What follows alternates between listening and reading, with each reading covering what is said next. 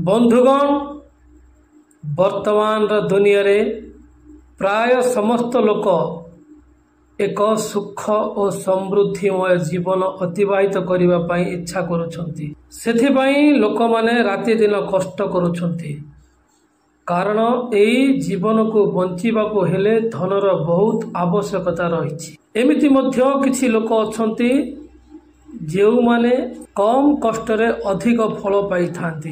निज जीवन रे सफल हेबा पई लोक माने कइंच मुदी पिंधि थांती हेले अधिकांश लोक यह जानि न थांती जे एही कइंचर मुदी को केउ दिन और किपरि पिंधिबा द्वारा लाभ मिली थाए।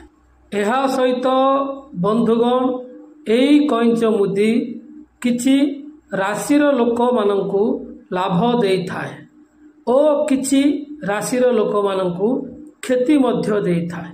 बंधुगण आज मु आपण मानंकु कइंच मुदी सहित जड़ित किछि गुरुत्वपूर्ण कथा विषय रे कहिबाको जाउछि, जहा विषय रे बहुत कम लोक धारणा अछि बा जानिछंती।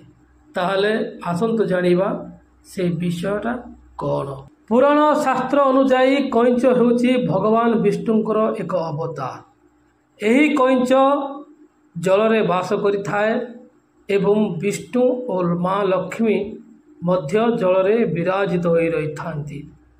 तेणु भगवान विष्णुंक सहित मां लक्ष्मींकर अपार कृपा एही कइंच मध्य रही थाए।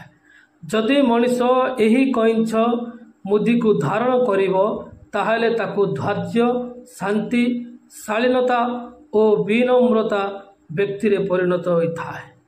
यह सहित कइंच मुदी को धारण करिबा द्वारा निज शरीर और निज घरे सकारात्मक प्रभाव वृद्धि होई थाए, जहा द्वारा मनीष को निज जीवन रे धन और ऐश्वर्य मिली थाए। किंतु किछि अजना भूल पाई मनुष्यर क्षति मध्य होई थाए। तेबे आसंतु से भूल कौन जानिबा। बंधुगण एई कइंच मुदी रूपार पिंधिबा निहाती आवश्यक कारण यह एक जलतत्व धातु होई थाए।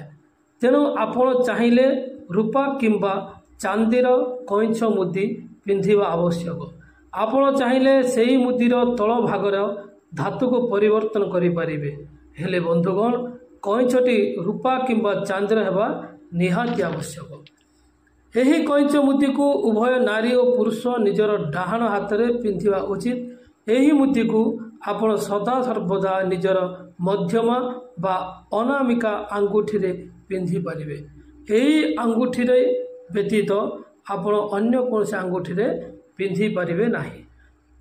एही मुदी को मेष राशि, सिंह राशि, धनु राशि और कुंभ राशि व्यक्ति विशेष माने पिंधिबा द्वारा सेमानकर अनेक लाभ मिली थाए। ताहले कइंच मुदी सहित जड़ित एही सब गुरुत्वपूर्ण कथा गुडी को निश्चय आपण ध्यान रखिबे। आपण जीवन रे निश्चित सुख और समृद्धिमय मिलिबो। आशा करुच्ची आज भिडियोटी आपण मानक भल लगी।